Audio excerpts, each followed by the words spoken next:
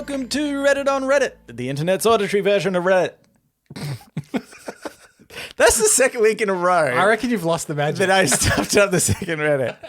Anyway, Start again. I'm Michael Campbell. I'm Noel Snellingham, joined by Michael Campbell. Now you've thrown me off it, so now I feel all weird. Yeah. Quick, do From the thing top. you do.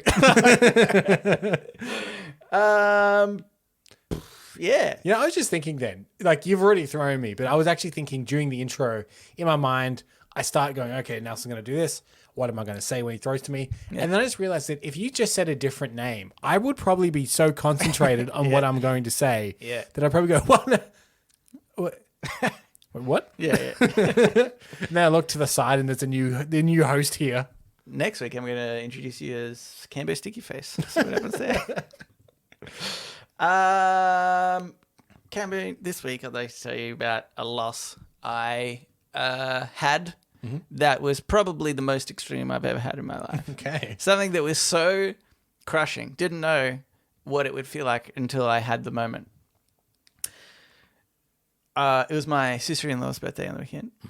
And my girlfriend, my brother, and my sister-in-law went to an escape room. Sorry for your loss.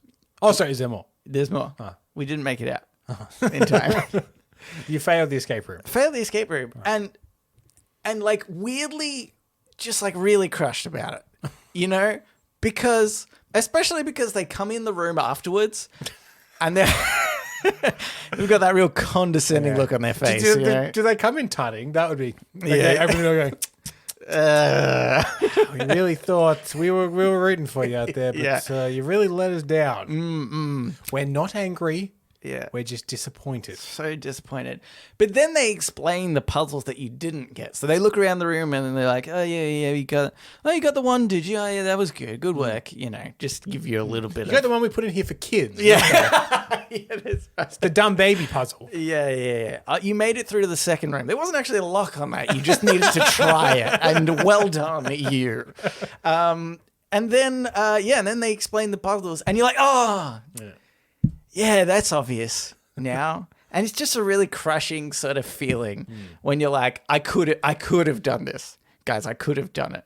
So anyway, I'll never do another escape room. Now, you've been lucky enough to be on the Escape This podcast. Yeah, made it out of that one. That feeling that you're talking about now of them having to actually walk you through it is my fear about ever going on Escape This podcast. Yeah. Is I fear. I don't think I'm as natural as you at kind of games or role-playing things or anything like that. So I feel that don't get me wrong, I've never been asked, so it's not a problem. It's not a problem. That I would just have to be like, Danny, I don't get it. What have you made? Cut this part out. Tell me like literally how to do this. Like if you could write it down so I could read out the solution rather than even having to remember it, that would be fantastic. Yeah. But anyway, it's just I just thought it was a very unique, crushing experience that you can't get in any other form. You know, where you're like, oh, I could have definitely done all these things. Somebody explains. Because what it is it's a real display of how well you take in information. And as it turns out, you don't very well. Because like, here's all the information presented in front of you. Yeah. That you missed. Wasn't hidden. You missed it. Oh my God, I just really realized another embarrassing and crushing moment of that game is actually very early on. I want to say we asked for a clue because we were like, okay, we can see all these things. We just can't connect the dots very well. And then they were like, oh, see these? If you pull them off the wall, they make a sound. And that's literally the only clue we needed. It wasn't anything to do with the actual puzzle. It was like, you've just missed something unbelievably obvious. Like you take something and it does something else and you didn't realize that. And that was upsetting in itself. Anyway, we should move into it because I'm starting to get teary. So. But this episode will be fueled by your shame. Yeah. So that'll be an interesting dynamic. I won't be letting anyone down this episode. Oh, nah, don't commit to that. Nelson, can I just bring you back 5 minutes ago to the intro of this episode? Yeah. Yeah. I mean, I'm not going to disappoint anybody from From now. Starting now. From this point onwards. Good show.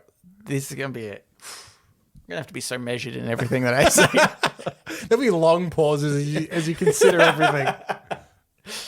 Okay. This first voted on Reddit. Did you try and pronounce that more clearly? Yes.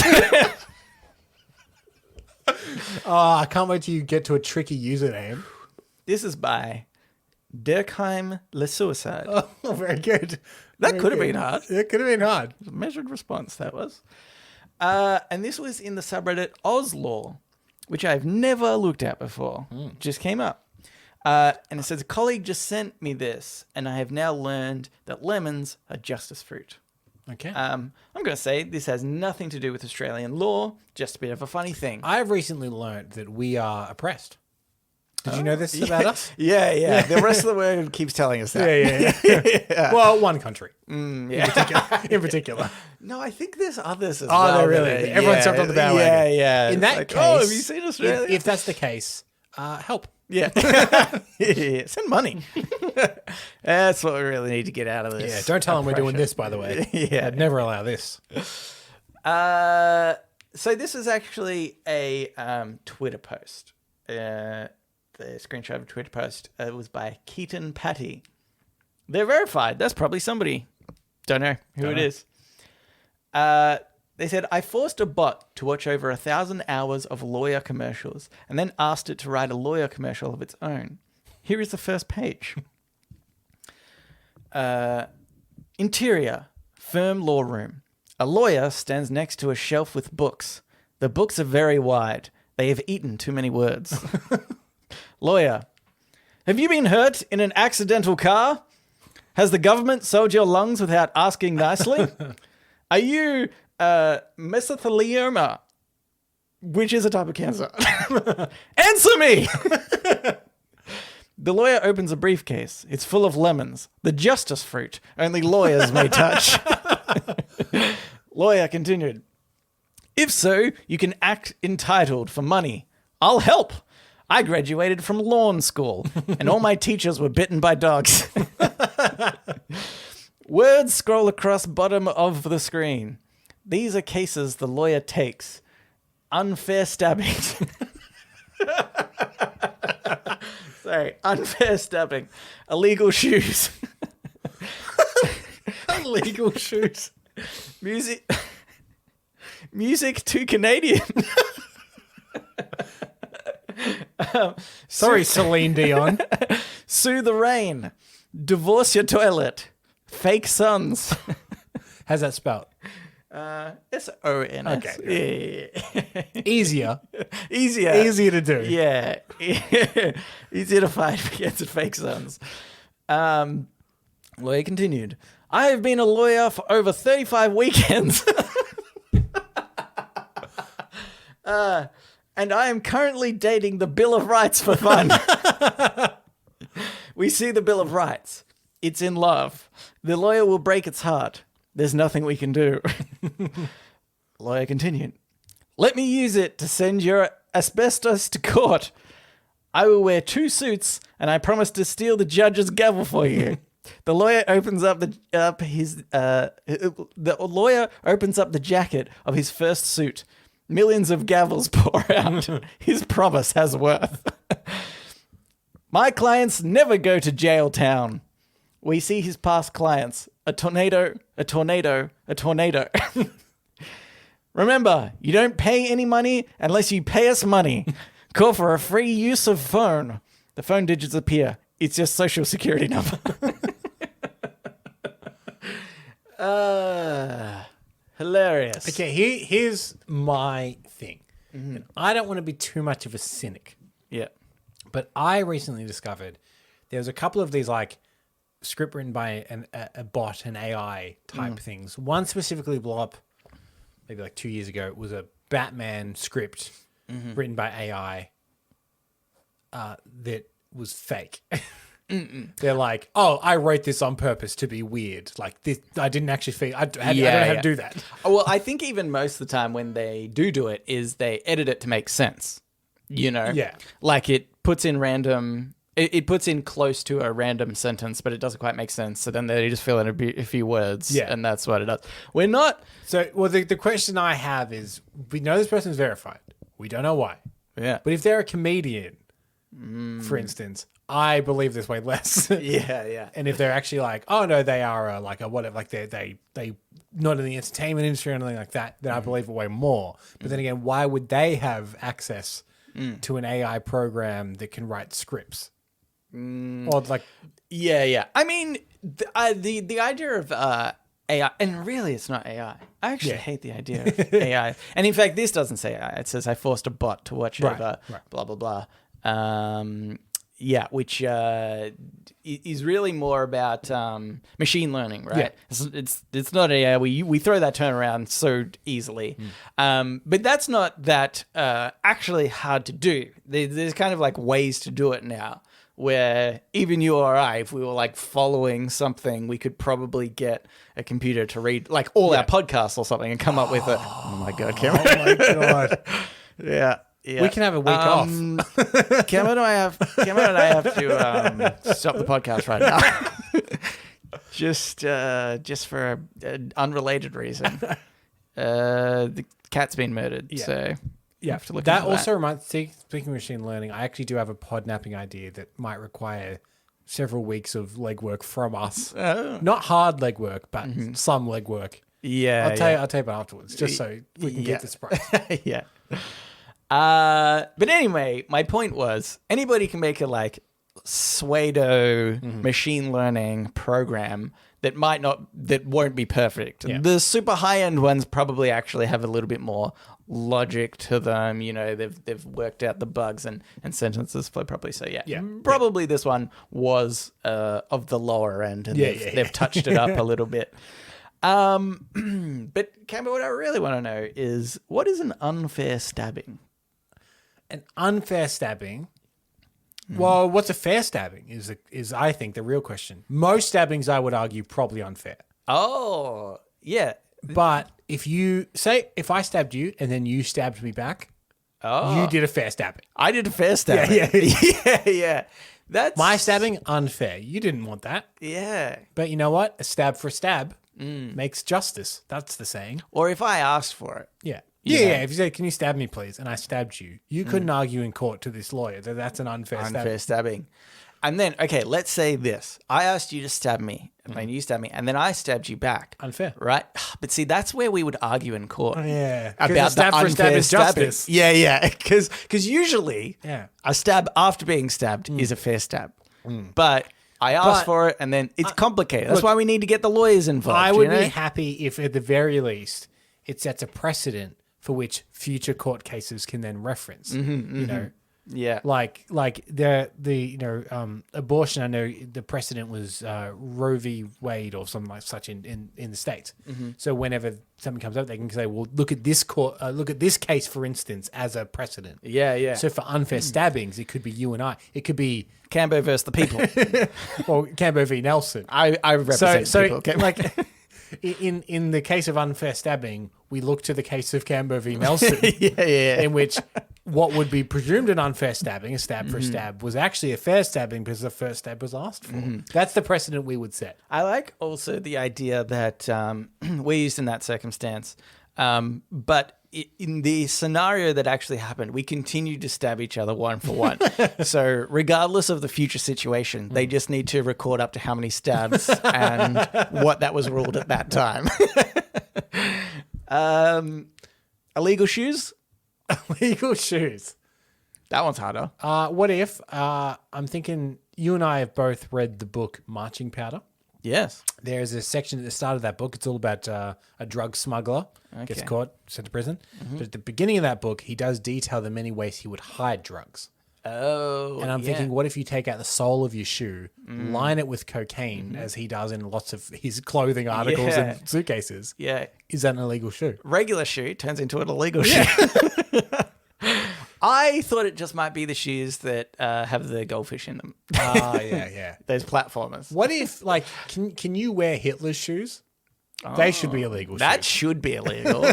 Because it's weird because, like, what harm does it do? But it feels like it should be illegal. Feels like it should be illegal. Yeah. Like someone's walking down the street, like, there's a Hitler shoes. Yeah. Like, are you a Nazi? Like, absolutely. I abhor what the Nazis did. I'm like, still feel like you shouldn't wear them. Yeah. I still feel, I don't know what it is. I think also maybe just inappropriate, potentially legal shoes, but worn in an inappropriate way. For example, you're a firefighter. Yeah. But you've gone to fight this fire with clown shoes on. And you've stumbled everywhere. It's actually burned down the building. 70 people perished. Unless That should be illegal shoes. the big floppy part at the end of the clown shoe is filled with residual water with which you will fight the fire in an emergency. Yeah. You have a backup small supply of extra water. It actually... Hard to walk. There's actually a tube, though, from the shoes to the flour on your vest that you squirt out. Yeah, that's actually how he was putting it out. Yeah. Just got this stupid image in my head now of a firefighter holding a huge hose, but then just also squeezing a little flour to add it. Also, just like you can imagine the dramatic scene at just say an apartment building's on fire. The firemen rock up. One of them goes, "Let's go, boys!" Yeah. Okay. Music to Canadian. That's self-explanatory, obviously. Sue the rain. It's annoying. We should be able to see that. Divorce your toilet. Is that just like a bathroom renovation? I think this is what this is. This is when you've gone to the toilet and you're sitting down and you're on your phone and you put your elbows on your knees and you take them off and you got pins and needles in your legs and you can't get up. You need to divorce your toilet. And sometimes a lawyer is involved because it's hard to get out of that situation. So... anyway, I think we should probably move on and get into Ask Reddit. Ask Reddit. This Ask Reddit is by Tian Fuzi. So just well done. Thank you. Measured. Very measured. Been doing very well with these names, and I will not stuff any up. What one person, if they died now, would be mourned by the most people around the world? Oh, interesting. Tom Hanks. Oh, okay. I'm trying to think of just beloved. And sadly, I think it will be someone from the entertainment industry. Yeah. Arguably, it should be a scientist researching cancer or something. But people don't know who they are. And it will be like Keanu Reeves. That's Oh, yeah, actually, it could be Keanu Reeves. That's true, but also at the same time, the scientist who is curing cancer or something that dies and should be mourned could also be like a pedophile or something that we don't know in their downtime. We're like, oh, we should be praising this guy and mourning this guy, but like. Celebrities, it's harder to find. Actually, you know what? That was a bad example. I feel like turns out some of them pedophiles. Most industries, you'd be safe at betting that Hollywood, you've chosen a weird one to defend as not being pedophiles. Yeah. Well, I was just saying you don't know about the random scientists that nobody knows about. But turns out you don't know about the very popular celebrities. Are you saying that we have probably a better insight into celebrities' personal life because they're in the media so much than you do a private individual like a scientist? I mean, Keanu Reeves is a good one, right? Because a lot of why people like him is because of the like behind the scenes Keanu. Yeah. We all know he can't act. It's impossible for him to act. Yeah. But he's a very nice person. It's weird that the whole world gets behind him because he's trying. Like that is genuinely what it feels like. Like, well, you did good there. Well done, buddy. Yeah. That was a very entertaining John Wick movie you've made. You should be very proud of yourself. We've given him the participation award is basically what we've done. Yeah. Has he been nominated for anything? You should know that. You're that guy. Anything? Probably something, like just in his personal life. No, I mean... Best garden on his street. I mean, just nicest dude. You know what? I reckon he would have been... This is the kind of nomination he would get. He would get like nominated for like an MTV Movie Award for Best Fight. Yeah. Nah, that's rubbish. Yeah. Not one that count. No awards count, obviously. best. The Oscars are literally the industry going, God, we did good this year. But yeah, definitely nothing serious. Yeah. What about, again, we're going to entertainment industry, lesser known person to the average Joe, but when you find out who they are, you might be sad. Okay. If Kevin Feige died. And for Yeah, people that don't know that that's name, true. he is the guy that produces all of the Marvel movies and is very much the creative driving force behind them all. Yep. Because you would suddenly go, I'm sure there are others that help Kevin, Yeah. but I'm nervous. But yeah. But I really like these Marvel movies. I Same never with, thought I'd like, like an Ant-Man movie, but I enjoy them. Yeah. And that's on Kevin. Same with like, and I forget his name again. You'll know this, but the guy that's done like Parks and Rec and Brooklyn Nine-Nine and The Office. Yeah. It's like that. So many great TV series that you know. If there's somebody that we should make immortal, it's Michael Schur. Send him to The Good Place, a show he created. Oh, do you know what? I just watched that to completion not that long ago. Watched that to completion? Yeah. No, I'm sticking by my choice of words. Don't give me that look. very measured. Very measured. Yeah, I'm very measured. But did you finish the series? It was orgasmic. I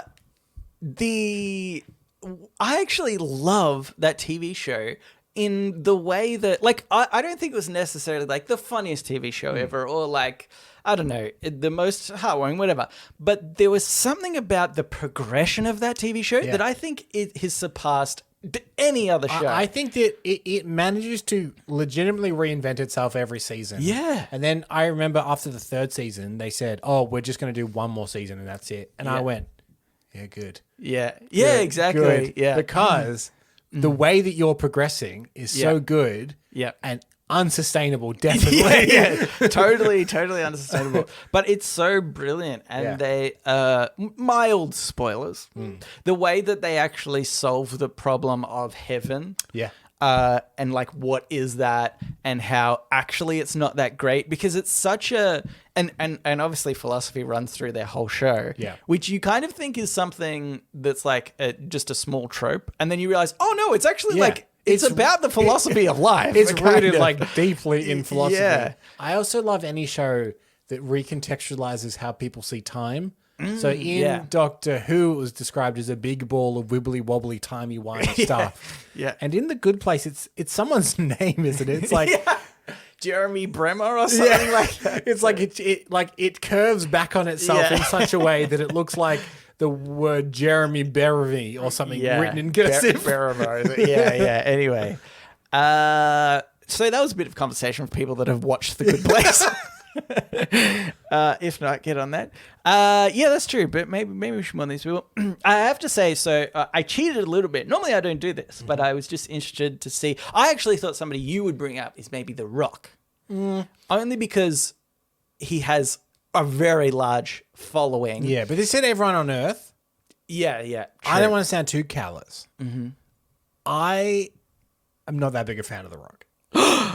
How dare you? The It's Rock, because he is of a color, isn't it, Camber? You racist. The Rock to me seems like the fakest man in Hollywood. Yeah. But also, Like everything that he does. Nah, is, Vin Diesel. Come on. No, see, here's the thing. Vin Diesel is crazy, but that's real Vin. That's him. That's yeah. 100% Vin Diesel. Yeah, true. The Rock, to me, everything he does seems so absolutely strategic and planned. Yeah. And like, for instance, right, a couple of weeks ago, there was that fatal shooting on the movie set for Rust, right? Terrible. Don't talk about that much, because I got something coming up that's relation to that's that. fine. But the response that Dwayne Johnson did, ironically at the same time that his new movie is getting terrible reviews, by the way, is to do an exclusive interview with Variety magazine. And the whole basis of the interview and photo shoot was to say that he won't use real guns on his sets anymore. I think I did see something and like that. I support the sentiment, but I'm like, Yeah. this is the most manufactured good PR version of you being like, God, I'm a bloody good guy. Yeah. Don't read the reviews. I'm doing well. Yeah, yeah. Because everyone was clapping for him, saying this is so well, but I couldn't see past how totally fake and manufactured that Yeah. was. And probably like it would be interesting to see more if he was challenged by that, you know, to see if that came out where there comes a movie and it's lots of guns and maybe not lots of guns. If it was lots of guns, it'd be too obvious, but it's like they've got a couple of guns in some scene and whether they're like, no, we're just going to use real guns, whether he'd be like, oh yeah, okay, but don't tell anyone, you know, like let's keep this real. Whether that would, you know, pass or whatever. Yeah. That doesn't mean that most people see through the. I'm in the minority, definitely. People love The Rock. Yeah, yeah. To me, I've never brought any of his shtick at all. Yeah. Anyway, so I did cheat a little bit, and I read the comments, which I don't normally do, but the number one, because what I was thinking, I was like, well, it's got to appeal to lots of different cultures, right? Like particularly Asian cultures, it has to be huge there. Got a billion people in China. Yeah. And that's why I clicked on it, because I was like, surely some people have a better idea of this. And multiple people have said Rowan Atkinson, because Mr. Bean is languageless. Yes. And so therefore it appealed actually to the Asian market as well as it did the Western world. And I thought that's such a good one. And also he's had, obviously he hasn't done much for a little while, but there was the Blackadder series quite a bit before Mr. Bean itself. Mid-80s-ish, yeah. So it's like he also crosses quite a larger age bracket as well of people that enjoyed his stuff. So Rowan Atkinson is one of those comedians that I'm a bit glad that they're out of the limelight now. Because what the little I know about Rowan Atkinson is I think he's quite also politically conservative. And it's actually, I think, a good thing that he's not on like Twitter. Because I don't know to what extent. I will say that. Like, I'm not casting any of his versions, but I wonder if there was like something that would have happened that he would have been like, fuck Greta Thunberg, she's a little bitch or something. Everyone's like, oh, Mr. Bean, what are you like? And it would have ruined his image. Whether or not it's good. But we actually, do you remember we went to a comedy show at the Melbourne International Comedy Festival? Somebody does not like him. Comedian James Acaster had a whole section about Rowan Atkinson. Yeah. But that's a very specific personal reason. So maybe that. Otherwise, I don't know. It would be so hard to. What about Pingu? Pingu. No language appealed to the world. That cartoon or stop motion animation was sold all around the world. Will never die. What if that little penguin got shot in the head? Yeah. Oh, didn't think about that. Imagine that's how they end it. It's going, meep, meep, meep, meep. Yeah. This little claymation blood. It should be like really graphic, like it bleeds for way too long. Like the camera just stays on it, and he's kind of like twitching a little bit. Yeah, he lets that one last. Yeah. How about something like then thinking of languageless stuff? Like maybe magicians have more clout than I give them credit for. You know, like do Penn and Teller have more? Yeah, good. It's good that you went Penn and Teller because immediately I went David Blaine, but I don't know. Well, no, you would go if any other person. You would go. Oh crap! Now I've lost his name. David Copperfield. David Copperfield. Yeah, I think Penn and Teller are more. They've surpassed him. Do you think now? Because he was definitely David Copperfield. Yeah, but I feel like he's a bit tacky and old school. Whereas Penn and Teller, I still think have an appeal of being like they've got that TV show. Can people fool them? Fairly often, actually. This morning, I saw a 16-year-old girl do it. Oh, that was amazing. Do you know what really upsets me about this show? I'm just going off a tangent now. Yeah, go. Is that so often there's magicians that come on the show and they're like, I think I'm going to fool them.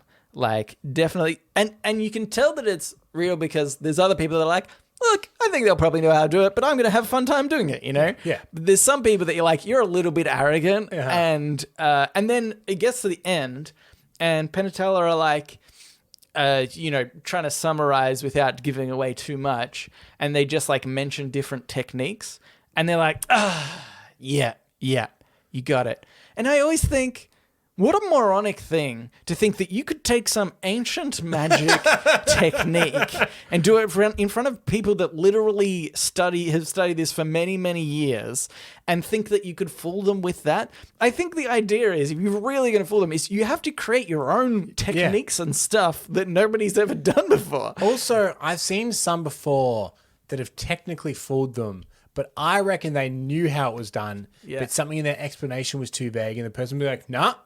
Well, they changed the rules from season one, because season one was a real shit show, because they had their rule in season one was, if our first guess isn't correct, then you win. You fool us. And I remember there was these two guys, right, that were doing, I'm not going to go into detail, but you could tell that it was lame even by watching it. That it was like, these guys aren't the best magicians just for in the reference, world. because we've been talking about this for quite a while. This is about the show Penn and Teller Fool Us. I don't think we've ever mentioned that.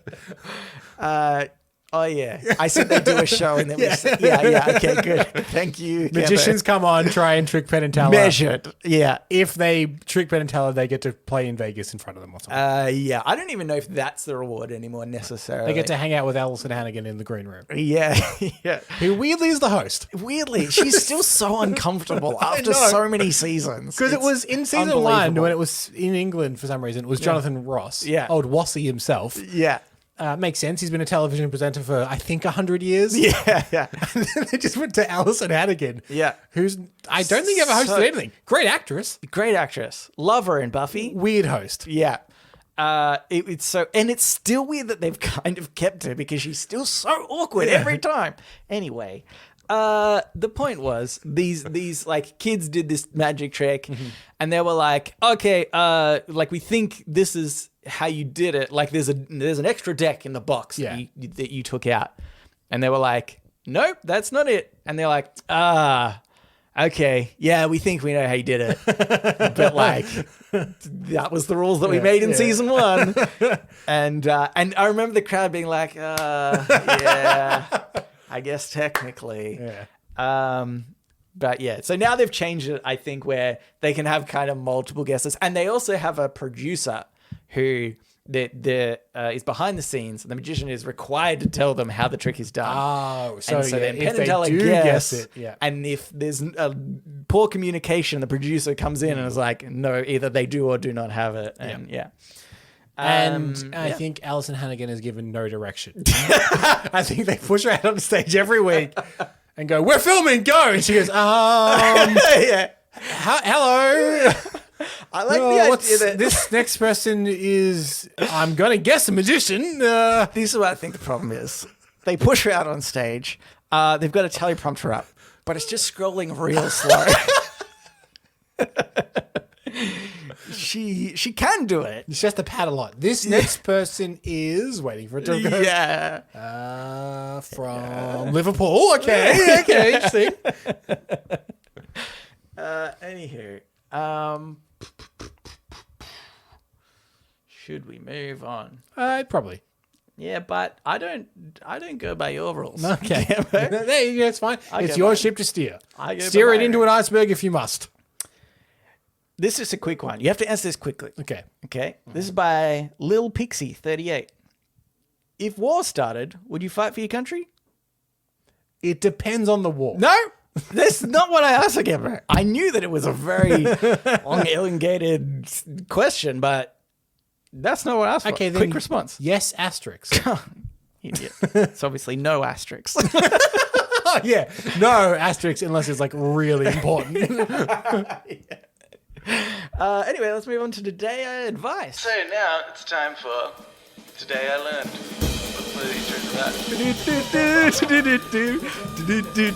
Today I Learned. And also sometimes advice. This Today I Learned was by Papilla Dog. Today I learned Robert De Niro requested a live cartridge in the revolver for the scene in The Deer Hunter in which he subjects John Cazale's character to an impromptu game of Russian roulette. Cazale obsessively rechecked the gun before each take to make sure that the live round wasn't next in the chamber. Camber, now you can talk about that thing that you said before. I said my thing. Oh, yeah, you did. Well, let's move on then. I just want to say quickly with this, right? Like, before potentially moving on to, the Rust movie. I actually love this because I think that the tension would be so high, right? Which is obviously what you're trying to get from a Russian roulette scene. Yeah. And I think that this fabricates it in a way that it's fabricating it, but it's also real, the tension. Because even though he's going to check it every single time that it's not the right, he's still like, but there is a live round in here. Yeah. Like, there is something about it that's genius, and it's scary and it's dumb, but it's also genius. So whenever I hear something like this, and that's obviously like what you just explained, I'm sure is the justification to be like, we want real tension here to make it, as real as possible. Yeah. And Deer Hunter, to its credit, fantastic film, very tense. But whenever I hear something like this, I always think of this story about, I think I might get the people slightly wrong here, so just go with me. Grain of salt. Dustin Hoffman, for a role, wanted to look exhausted and paranoid and tired, and he kept himself awake for 72 hours to do it, just to get that kind of like manic thing. Yeah. And he was on set with, I think it was Laurence Olivier, very famous Hollywood actor, very respected Hollywood actor. And Dustin Hoffman was explaining, I've been up for 72 hours to really get into this mindset or whatever. And Laurence Olivier turned to him and said, just try acting, darling. It's much easier. And every time I hear something like this, I think of that quote to be like, I understand what you're saying. You're an actor. Pretend, your job is to pretend. Yeah, that's right. But it makes you wonder, right? Because there's some of the noteworthy performances, I think you could say, I feel have the backstory of people method acting more so. One in particular is, I know Jim Carrey for Man on the Moon. Yeah. Much to everyone's annoyance. Everyone hated it so much. But it really was a spectacular performance. Like, he did a really good job. Didn't win him that award that he so clearly wanted. Right. Not sure about that stuff. Camber, I watch the movies. You do all the background work. That's your job. But then, and obviously, the Joker in The Dark Knight. Heath Ledger. That's what I was about to say. Okay, so here's the thing about that. That is the thing, right? Oh, he got so obsessed with the Joker, he couldn't sleep, he took all this medicine. That's what goes around, except if anyone asks any of the people that filmed it, and they go, no, he was having a great time. He wasn't always in character. I didn't hear that he was always in character. And again, this goes to the like hearsay of what actually happens. Yeah. But I heard that he would have periods where he was like trying to be. Yeah, and I know he wrote a character journal, which is not that uncommon a thing for an actor to do. But obviously he wrote it as the Joker, so it was full of all kinds of crazy stuff.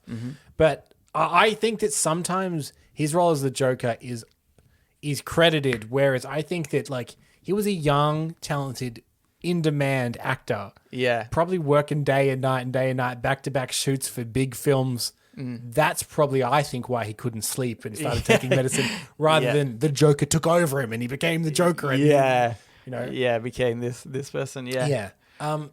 But like I agree with you, but I also think there's cases of The Shining is a really good example. Yes. Yeah. Actually, that's another one. Stanley Kubrick was an absolute fucking terror to Shelley Duvall, who's the main the wife in The Shining. If that happened today, Stanley Kubrick would be cancelled. That's how much of an asshole. But also, like, there's a thing being like, it's so disrespectful because he wouldn't do that to Jack Nicholson. Yeah. But he didn't trust her to give him the performance he thinks he needed. So he tortured her for months. Her hair was falling out from stress. Like she's been pretty public about it. He was awful to me, and everyone stood by and watched him be awful to me. I think people are like, Stanley Kubrick, what a guy. That's the thing. Because the film is so good.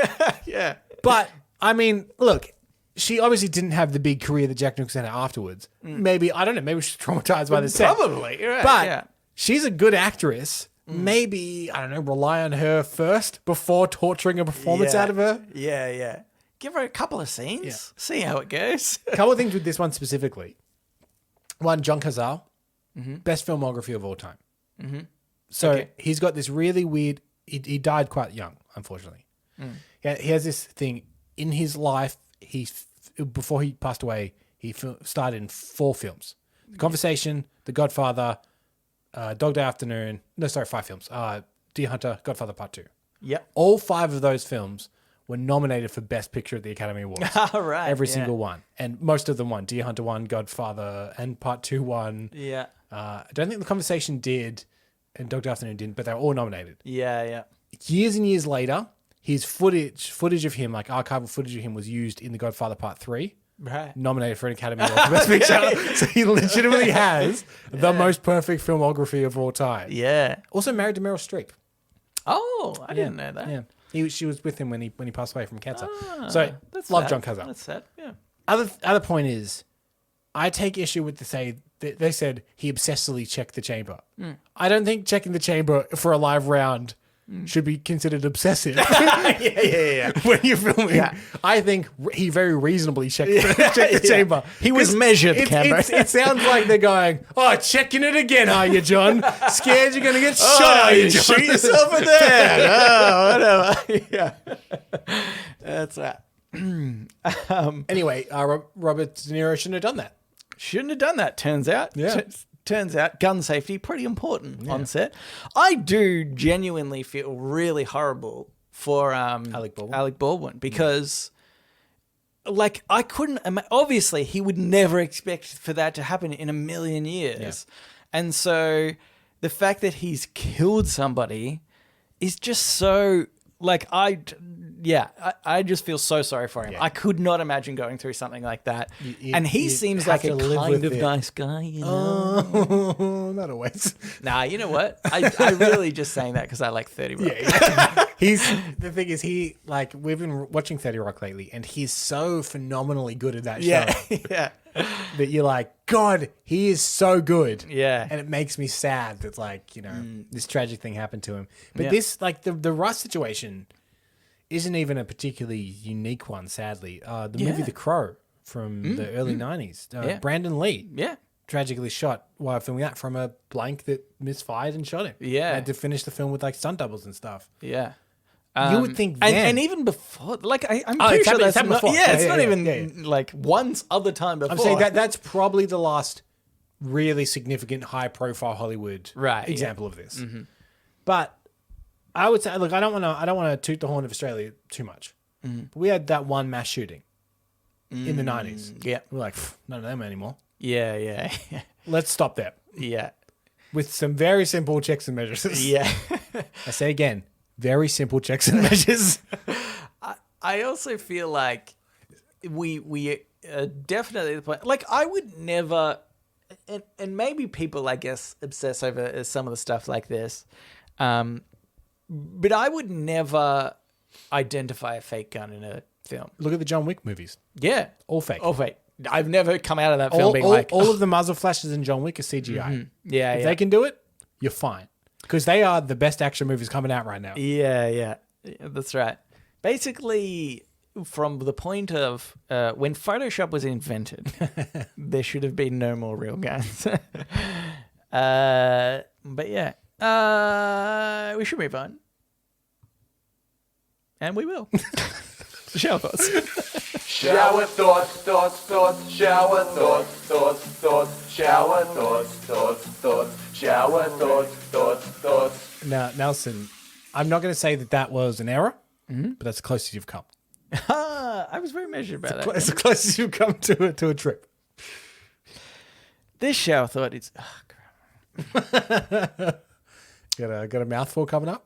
Yeah, I'm thinking I should do another shower thought. Okay, this shower thought is by RRXXXDBS. Very well. Very good. 1, 2, 3. Drug dealers must buy a lot of Ziploc bags. Here's what I'm thinking. Mm-hmm.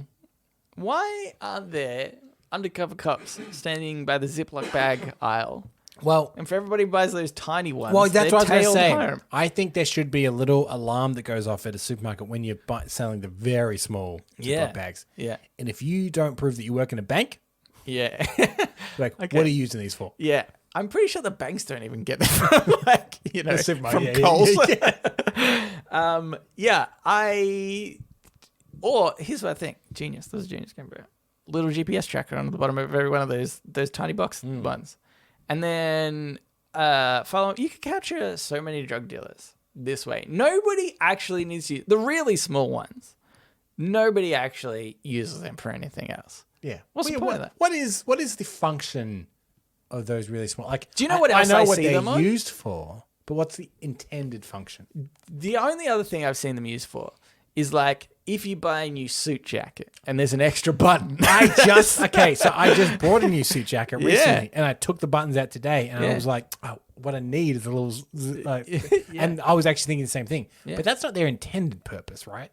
I mean, is there an intended purpose for a Ziploc bag? I think unfairly, because most commonly they use the sandwich bags, the bigger ones. I always associate them with the food of some type. Yeah, But I think okay. that's where I'm going wrong. Like, what's the tiny food that you put Yeah, in the like really a small grape. Ziploc? Oh, I want to keep these couple of grapes fresh. Yeah, maybe that's true. I had some. what about like seasonings and stuff, or like you know. Not, maybe seasoning's not the right word, but like like a crushed or whatever. I'm thinking like you've got your services like Blue Apron and Hello Fresh, and they will sometimes give you like this much of cumin or That's whatever. what I was thinking. Do you know it's really the like the worst way in terms of pollution to solve another problem. You know, like I feel like you're right. People probably put some of these small seasonings in a little bag, but they could just have a jar, you know, which would be great. Buttons probably don't need to be put in this tiny plastic Put them in a bag. tin. Put them in a tin. Ask your grandma. She's already got one. So I feel like it's only used for drugs. Where do you put your spare suit jacket buttons, by the way? I was wondering, because I've got a couple that I need to put somewhere. Yeah. I think... Do you have a place? Depends, because sometimes they're sewn in to the inside. Yeah. Leave them there, obviously. Don't need them. Other ones that come in the little Ziploc bag, chuck them in a drawer, forget about them. When you actually do lose the You will button, and you're find like, them- I'm so sure I've got one of these buttons somewhere. You'll find them constantly when looking for a USB stick, Yeah. or something like that. Yeah. When looking for a button, nowhere to be found. Yeah. You'll find a USB stick. You'll find That's the USB stick. some button. pens. That's the USB stick button anomaly. It's one of the great mysteries of the world. Yeah. The real trick is to look for a USB when you need a button. That's the trick. Trick the world. Yeah. So, My button fell off. Better get a USB, you say out loud. Yeah. And, okay, this is how you really do it, because the universe can't win this way, is you do have a USB, and on the USB is a Word document. On the Word document, you've typed where you've put the buttons. Genius. Yeah. Genius. It's a win-win. Take that, universe. I bet you my house burns down or something like that. Damn it. Nelson was struck by lightning today. Yeah. My God, that son of a bitch did it. Next one is by Vast Intention. There is a chance that someone you know will use your death as an excuse to get out of a social obligation they don't want to go to. I see that as me doing one last favor for someone. I encourage it. I'm so happy with this. Everyone that I know, take a day off work at least. I like to think it might be the greatest thing I leave the earth with. You know? The ability, I mean, we've even got this podcast which has given us greater reach. I give everybody permission who's listening right now, whoever listens to this episode, if I ever die, take a day off. Take a day off. Don't need to mourn me, that's fine. No.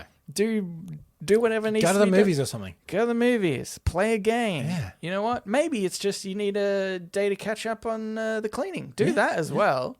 I mean, that's fine. You can do whatever you want with your spare day. It's the least I could do. The most I could do, I'm not going to do, obviously. It's probably better just to mourn the end of this show than us. Yeah. If one of us goes, and we're not neither of us are carrying on. Well, I mean, if one of us dies, we're both dying. Yeah. You can get 2 days out of it, guys. Think about that. And here's the best thing. take it on a Monday, Tuesday. That's a long weekend. Yeah, Cameron best and I thing you will could try do- our best Yeah. to die on either a Monday, Tuesday, or a Wednesday, Thursday. Okay. best I thing- mean, a Thursday, Friday. The best thing you can do for us in our memory is take a long weekend. Yeah, that'd be swell. Here's another one. This by David R. Bednar. As data showing the effects of sugar on the human body become more well known, future generations will look back with horror on our practice of sending children out to trick or treat. I mean, yes, but this is one of those things where, the effects of sugar are fairly well known. Yeah. So are the effects of like coal emissions I and don't- smoking. But you know what? They have a lot of money. Yeah. I don't think this will happen in No. future, because I think a lot of it comes down to there's certain things where you get to a point where you can sort of fight against it until people are like, no, but I like this thing. Yeah. You know? Yeah. I know it's bad for me. Smoking kills you. Yeah.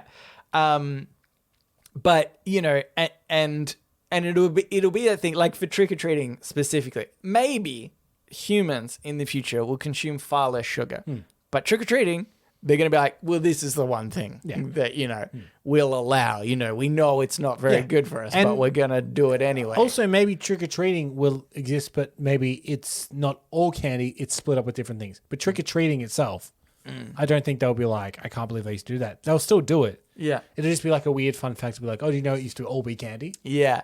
And I don't think people will be like totally horrified of they used to eat so much more sugar or stuff. I don't feel like that's a when I hear thing. I know that that's someone in kind the of naive. 50s ate a steak and a glass of milk for dinner every night or whatever. Yeah. Like that's a horrible way to live. Oh my god, so Like horrible. your blood Yeah. pressure will be through the roof. Yeah. But I'm not like, I can't believe that. I'm like, yeah, that's just what they did. Like that was just the knowledge. or of even the time. smoking. Yeah. That so many people smoke. Like, yeah, Yeah. it's makes sense. Yeah. Yeah. It's very addictive. And you know what? They didn't know. It was addictive and they didn't know. Yeah. Can't that's- blame them for it. Exactly. It's except when you see that kid who's like super fat and he's I can't remember where he's from, maybe like Middle Eastern country or something, and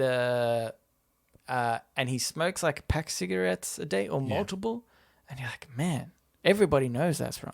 Yeah. And he's doing it. I'm horrified by that. Yeah. You know, just today things that we know are really bad.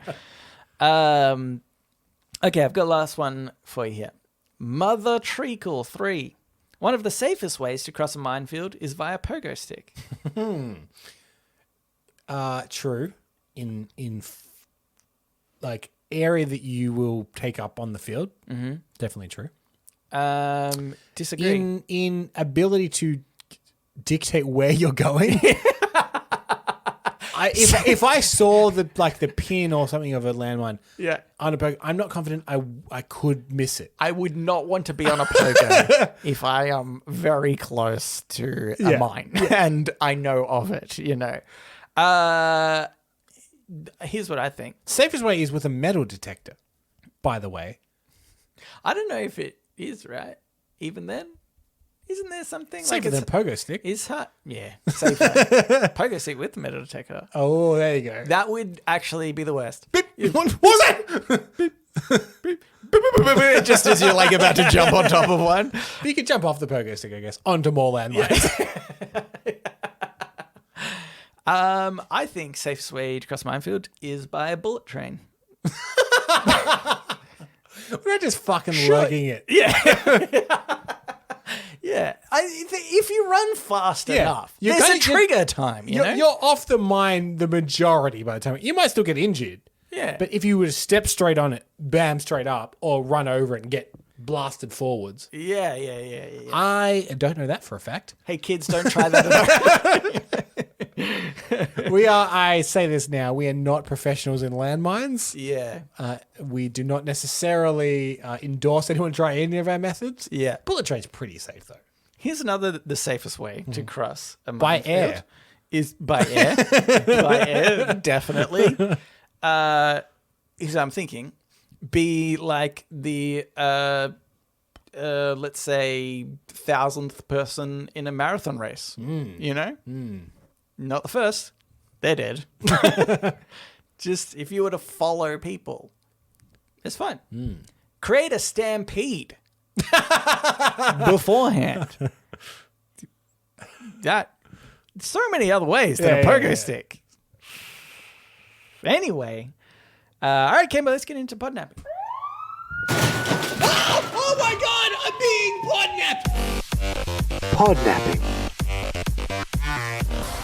This is Podnapping, where we nap a pod. We take a topic of conversation or a segment from another thing and we do it ourselves. Now, Cambo, you, just as we've gone to do this, you reached and grabbed your phone. You haven't Googled what's a podnapping, have you, this week? No. Quickly? I've binged it.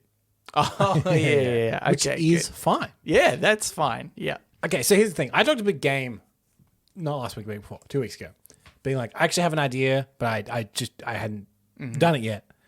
I've scrapped that idea. Yeah. I do that all the time. I'm like, this is going to be a great idea. And then it comes to crunch time. I was all hyped on it. And okay, this is going to sound slightly insulting. I promise you it's not. Okay. I pitched it to Stacey. Yeah. I'm like, this is my idea for podnapping. What do you think? She's like, it's a good idea. Yeah. Nelson won't be good. Yeah. That's fair enough. So my original idea was, and I still think it's a fun idea, but it's just not in your wheelhouse, is it was around famous movie quotes. Yeah. But the challenge was, here's the famous movie quote. What's the next line? Oh, yeah, no. Yeah. Haven't we done something like that before? I don't think so.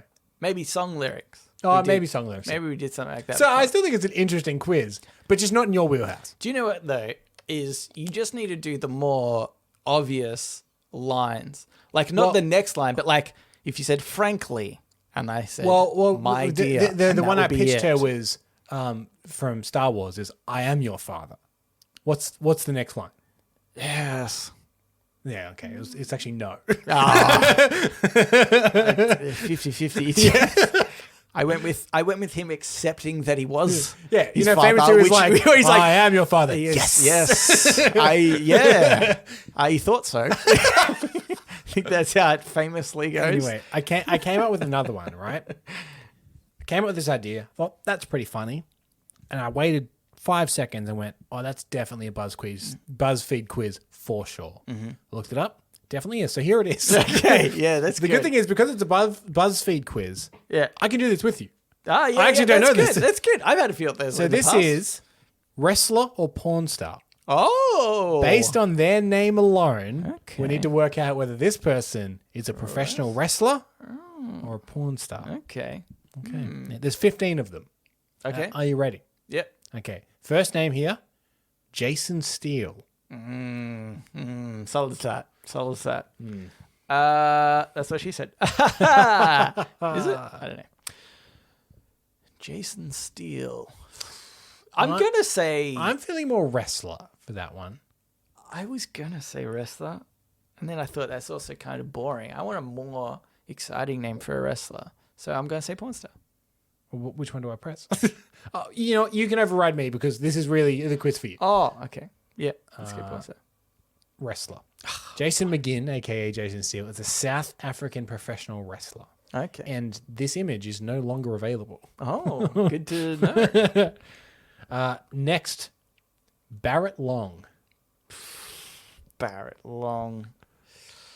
A I mean, wrestler that's or got to be porn star. I reckon porn star as well. Correct. He Barrett Long won the 2007 Grabby Awards for Best Cock. Yeah. Okay. Cool. Yeah. I have to bing him later. The grabbies. Next one, Roddy Piper.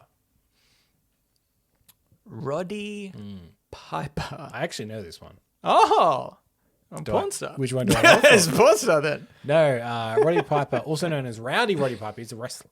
Oh, okay. Yes, Roddy Piper is a professional wrestler and film actor who's currently signed to the WWE. Jim Steele. Well, Jason Steele was that was the first one, right? Okay, I will say this.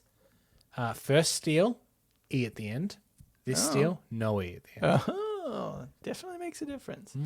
I mean, would you go? See, I don't know. I don't even know the celebrity status of these you know, because I would say, like, if you're a wrestler, you would not have the last name Steele if there was another Steele that just had an E on the end, you know, and they were both of the same level of celebrity. Well, it depends, because like that, people always assume that it's just WWE, but there are like multiple wrestling federations, and so I think. But even then, wouldn't you avoid it? I still feel like because you'd be like Steel wrestler, you know, and you want to be the one that pops up or something. You'd be like, mine doesn't have an E at the end. Yeah. Okay, so here's my thinking. It's not based on anything to do with what I think.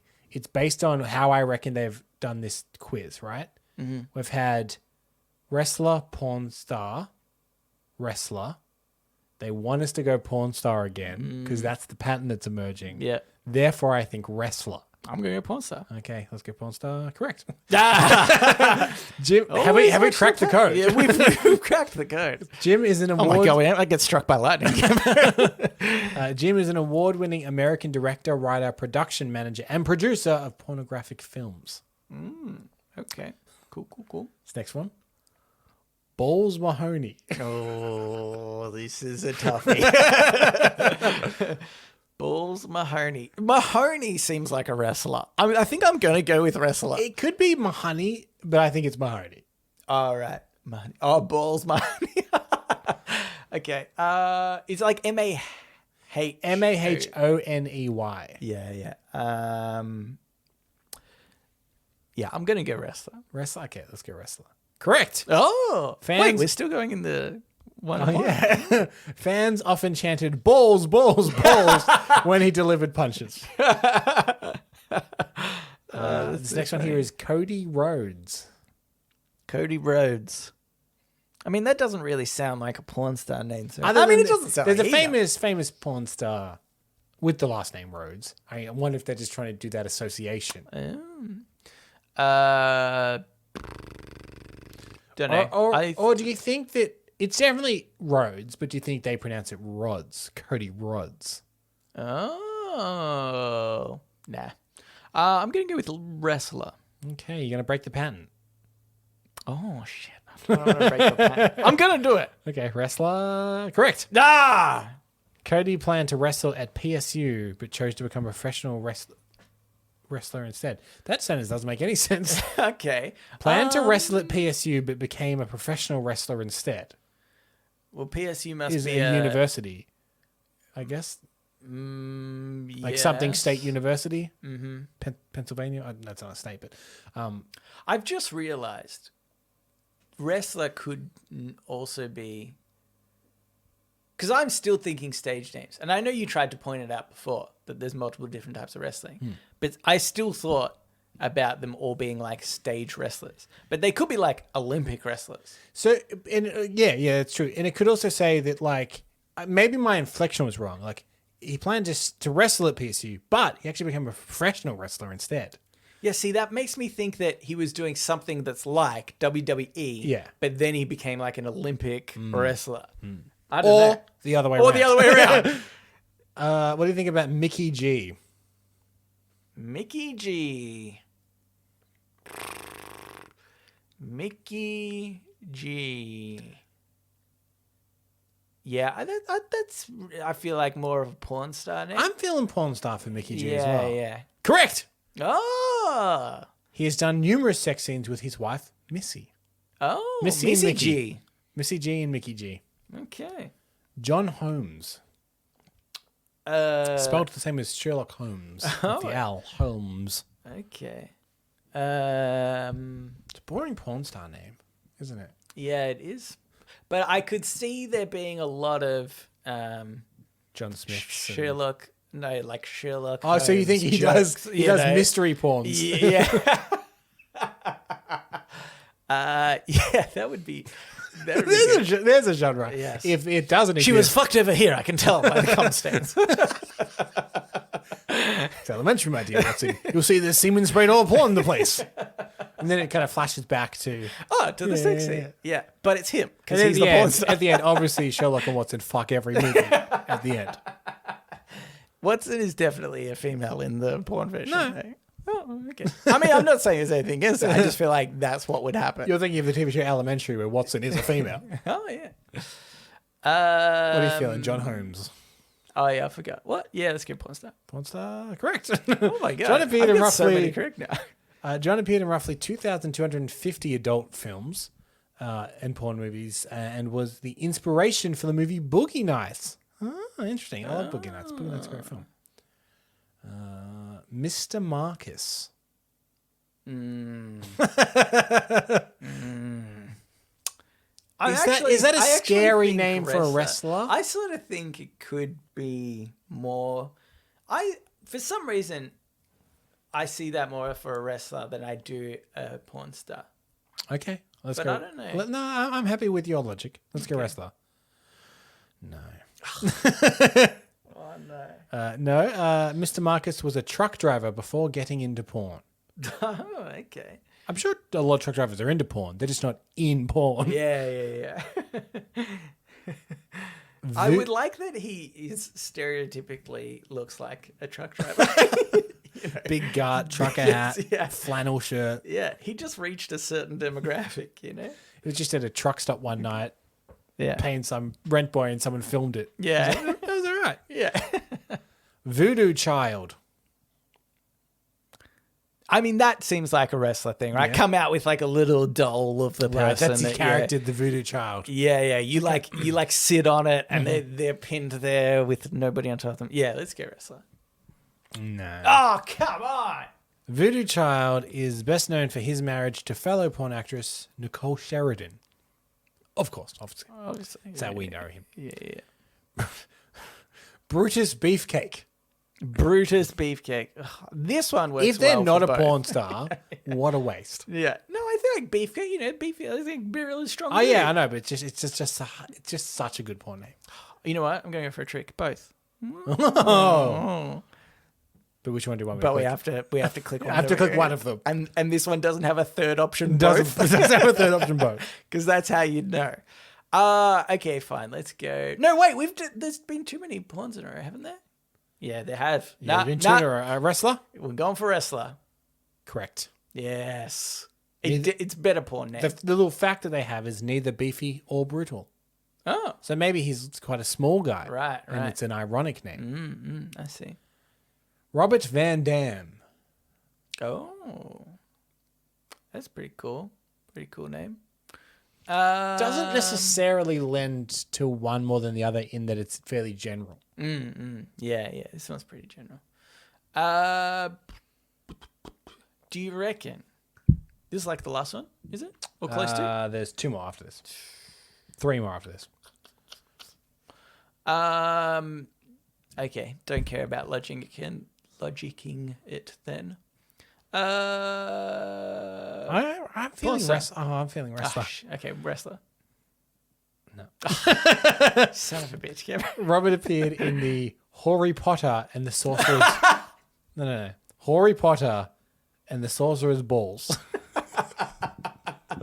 Doesn't even rhyme. Not even poetic or anything, The Philosopher's Bone, surely. Yeah, come on. Ugh. I'm going to write to Robert Van Dam. Yeah. Grizzly Redwood.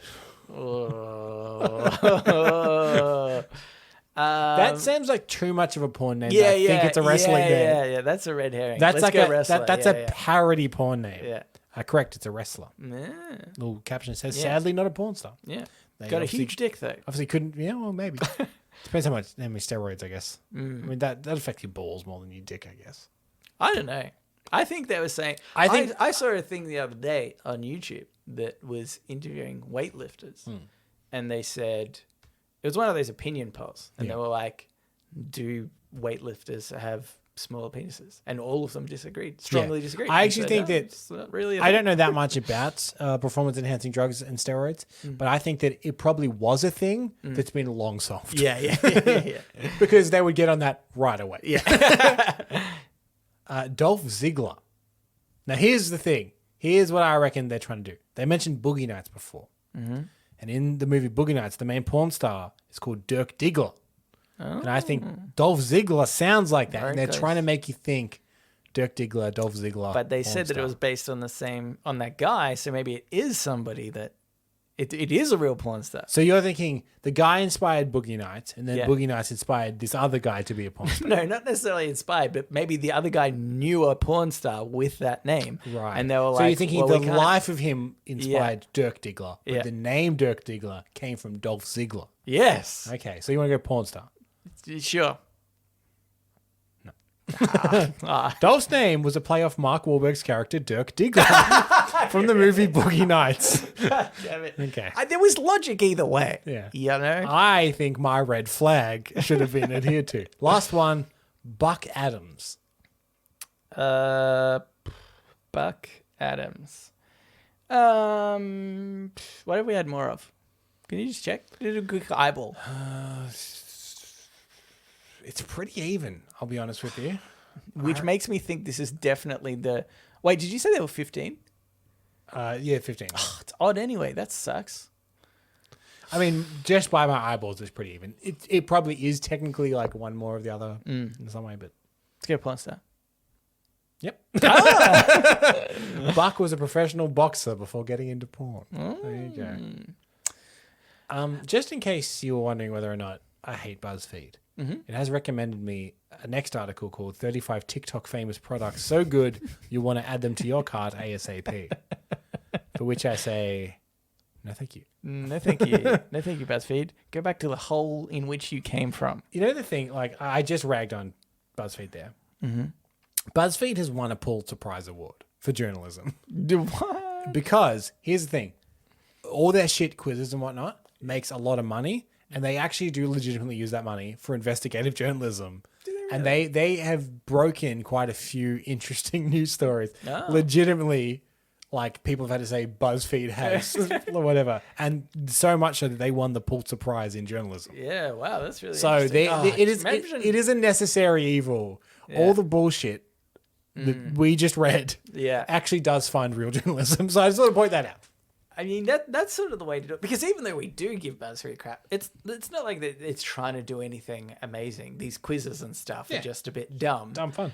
And whereas I feel like there are other outlets that are like really trying to just get the click and will manipulate it a lot. Whereas BuzzFeed like, yeah, we're dumb and stupid and that's fine. How annoyed would those the judges or whatever be from the Pulitzer people? How annoyed would they be, though, that they had to give it to BuzzFeed? So there is a headline here. I'm just being it says, BuzzFeed News has just won its first Pulitzer. By BuzzFeed. Yeah, it's from BuzzFeedNews.com. But here, do you want to know what they won their Pulitzer Prize for? Okay, sure. Their investigative journalism on the concentration camps of Uyghur Muslims in China. Oh, okay. Wow. Yeah, it's pretty good. They used satellite imagery, 3D model architecture, and daring in-person interviews to expose it. They're the ones that broke that story.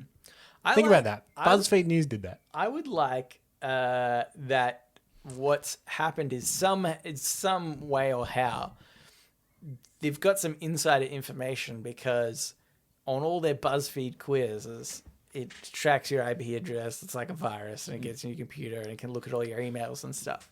And some of the guards in the Uyghur camps were on a Well, BuzzFeed I quiz reckon they because sent you can't not. they sent a quiz to old. What friend are you? they You know, I think is probably They what sent a quiz to quizzed old it. Winnie the Pooh over in China, and it was which minority group are you detaining? Take our simple quiz. Yeah. That's true. All right, now let's get into the Ask Me Anything, where listeners of the show, just like you, listener, can write in and ask us anything you want. Yes, go on here from the fuckhead podcast listener herself, Hazza. She says, "Gentlemen cunts, I was telling Chris the other day about how slugs have evolved from snails over 10 separate times. Obviously, they're doing something right, and you have to respect them for their blatant superiority over snails. I wanted to ask, is there an animal that you do not respect because of their evolution? Love you guys, Hazza." It's either that you do or do not respect. You can sorry. respect somebody for their evolution. I never would. Yeah. You know what? You know those fish that live deep down in the sea? Yeah. So deep down that they've evolved to have a light. Oh, yeah. Swim up, idiot. Yeah. It's lighter up there. Yeah. You evolved for no reason. Do you know what, though? I'm the opposite in the sense that I think it's super cool that they were like, oh, you know what I'll do? I'll just grow a bit of bait on my head. You know? But also, it's just like, it's pretty dark down here. We can't attract anything. Should we swim up? No, just wait. We'll eventually evolve. Yeah, we'll get there. We'll eventually evolve into something that can just see. Here's the animal that I don't respect for their evolution is the bird. Mm-hmm. They come from dinosaurs or some shit like that. Yeah. Weren't they like raptors Yeah. at one point? Pretty sure that's technically, scientifically accurate. Don't obviously Google that. You can Bing it though, because Bing it all you want. Bing will come up with what we say. Bing won't answer. Yeah. You'll be so frustrated that you have to go to Google, and we don't want you to. And we said you can't do that. So You got to respect a cockroach, don't you? They've been through it, haven't they? They know what's They've up. been through it, and they'll outlive us all. They have seen the future, and they're like, we got to get on top of this straight away. Radioactivity is going to be the death of everyone except us. Except us. I'm surprised that slugs evolved from snails. I definitely would have thought it would have been the other way around. You think the protective shell is the Shell's genius idea. is the evolutionary Yeah. part? Humans had to build this. We live in them. Yeah. You know? Snails just have them. Yeah. So I think You would feel pretty shit as a snail to know that 10 separate times other snails have been like, fuck this. yeah. yeah. It's like the home phone. Some people still have them, but you're like, why? Yeah. We've evolved past this. Yeah. I like probably what's happened, right, is there's been a bunch of snails around and they're like, hey, don't worry, we're all cool because we've got the shell and it's going to protect us. And then they've seen a bird pick up a snail with shell and just like crush the shell because it's really not that hard to break at all and eat the snail. Yeah. And some of these other guys are like, I've been lugging this thing around and it's not even going to protect me. What a fucking joke. Get rid of this. That's what I think. Yeah, okay. That's what I think is So happening. they realized how fragile the shell was. Yeah. Were you impressed by anything? No? It's true. Not really impressed by much in general. Well, in general, I'm actually kind of impressed by everything because if they're here, they did it. Yeah, they You know did what I mean? pretty well. Like, if they weren't up to the task, that evolution takes care of that just by its very nature. Yeah. I hate dodos. But because of that, idiots couldn't survive. Yeah, exactly. Because of us. We evolved too much and killed them. Anything that humans kill to extinction. Yeah. Idiots. Yeah. Look at you, Tasmanian tiger. Yeah. You dumb idiots. But what my point is, technically I'm impressed by everything that's alive, but then that becomes the baseline.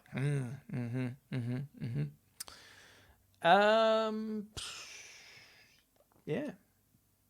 I'm not impressed by anything. No. I've decided everything's pretty boring. And we're disappointed in the dodo. Here's what I'm also disappointed in is dolphins. They're meant to be smart. Haven't created a tool yet. That's what Or separates you from They're the smart apes. enough to keep it away from us. Because if we found our dolphins were making tools, we'd be like, Oh, kill them all. we're going to kill them? Yeah. This is too far. Yeah. That's true. So in a way, if that's true, I respect them. What if they're responsible for global warming? It makes sense. Melt the ice caps, create a big ocean, kill all the humans. Kill all the humans. Oh my god. Oh shit. But you got to respect it. Yeah. You know what? It's Take working. It back. I respect the it's dolphins. working. It's genius. They're genius. Here's another one. This is by Jacob. A few episodes ago, you mentioned the Michelin reviews and wondered if they were the same company / affiliated with the tire company. They, in fact, are, which is nuts. They put a little excerpt here. In 1900, there were fewer than 3,000 cars on the roads of France. To increase the demand for cars, and accordingly car tires, car tire manufacturers and brothers, Eduardo and André Michelin, published a guide for French motorists, the Michelin Guide. I'm too lazy to continue to read about this, but if you like, I've left a link to a wiki with some more detail. Your tire correspondent, Jacob. Great. I'm very glad we have a tire correspondent now. I didn't know Can we you let needed us know? one, but we've got one. I just want to know, is Michelin better or is Goodyear better? If you can get back to us on that, ASAP. Oh. And Jacob, I don't care. Yeah. I just want you to know that. Yeah. Obviously, we're not going to click on the Wikipedia link and look into more into that. But that is really interesting. That's really interesting. I love stuff like this where you find out like Guinness World Records is a good example, right? Owned by I think we spoke about that one. When you find out like they don't seem linked, but there is a very like cynical marketing ploy behind them. Like they were just a marketing, like engagement rings is another one, right? Like literally made by a diamond company, was always intended to be a 1 year thing. Yeah, that's true. It feels like now though it's funny, right? Because now it almost seems more normal. We actually don't think about it that much. Yeah. But if you look at a company like Amazon, that was a book company. Yeah. But it now owns so many other things. Yeah. You know. We're on their platform, maybe. We're maybe on their platform. We don't know. We think maybe. Are you listening on Amazon? We don't know. Who knows? But to then be like a like TV provider, basically. Yeah. Streaming They service. make that's movies and TV shows. And you could be like, oh yeah, did you know they were originally a bookstore? But it's like, yeah, but like they still are. Yeah. Yeah. And they do all this stuff, and they're not the only company. There's many, conglomerates that like own lots of Google owns lots of different stuff. And also like you might think, they make movies and TV shows now. That's the enemy of books. Yeah. What they start from. But is there a book that sells well? Amazon will make the movie. Yeah. Mate, they've got a monopoly. They do actually have a monopoly. Yeah, they do. It's a real problem. Yeah. All these companies at the top. I was looking at what Nestle owns the other day because somebody was saying, no Nestle November is the thing that you should do. Okay. People are trying to promote on Reddit. Reckon I've done okay so far. I bet you're not. Yeah, because I'm trying to wonder what's tripping. There are so many products that you're like, really? Is that what? What's one of the surprising ones? I don't remember. I just remember being surprised, and also I think there's a lot of like foreign brands as well that maybe we wouldn't have. Oh, well, now you're gonna make me Bing it again. Nestle products. I mean, I've been drinking Nesquik every day. Is that a problem? Yes. Okay. We're getting a lot of Australian stuff. L'Oreal, which is also Garnier, Vichy, The Body Shop, Biotherm, Maybelline, something or other. I think I'm safe there. Nesquik, Power Bar. This is not L'Oreal related. Oh my God, it is. Oh no, it's not. I thought it was for okay. Still continuing on the L'Oreal part. By the way, I don't think this is the full list. I'm almost certain. It's just an example. Yeah. Ralph Lauren, Giorgio Armani, Diesel. I don't think I've had any of those clothes. Then just on its own, Power Bar, Carmation. That's like a cooking brand. Maybe a Gerber, Chefmate, Nesquik, Alpo. Oh, Fancy Cat Feast. What does Megs eat? You know what? I think I just opened a packet of Fancy Feast. Just the other day. I failed Nestle November. You idiot. God damn. If he didn't cause us enough problems here. Yeah. I was actually disappointed by this one because I think I'm the same, right? Like, I don't think I have many of these. But I noticed one which is San Pellegrino, which is an Italian brand, has a drink called Canotto. And I actually don't even like the San Pellegrino version compared to its counterpart. But that's all you can get, or mainly in Australia. And I got that, and then I saw it was part of them. I was like, damn it. So annoying. Anyway. Is that it? Yeah, we just end up talking about Nestle for some reason. Yeah. Down with Nestle. Up with Michelin. As far as we know. We're pro Michelin now. As far as we know. Yeah. Their food rating system. Yeah, we're unsure about the tires at the moment. Goodyear might be better. Yeah. We'll know shortly. Yeah. But thank you for writing in, Jacob and Hazza. If you would like to write into us, you can do so. Reddit podcast, READIT podcast at gmail.com. You can also reach us at Facebook, Twitter, and our subreddit. They're all READIT podcast. Should we let people into a little secret? If you like, I want to write in, probably take a little while. The queue's not that long at the moment. Yeah, we actually don't have too many. Probably a good chance to write in and get read out pretty soon. Yeah, that's a little secret for you there. That's us just letting you in a secret and not us being desperate. Yeah. It's two different tones, you'll find. Yeah. This is... You can tell by the one of whisper that's the secret one. Yeah. Can I applaud you, Nelson? Oh. Perfect show. You did it. Oh, You done pulled it. it out of the bag. Oh my God. I thought it would And never happen. I think people should let you know that by leaving a review, 5 stars, 5 stars, obviously. letting you know that you did a good job. I did a perfect episode. Oh my God. I'm the greatest in the world. World, I meant. Still leave the 5-star review. But I meant world. Thanks for listening, and we will read you later.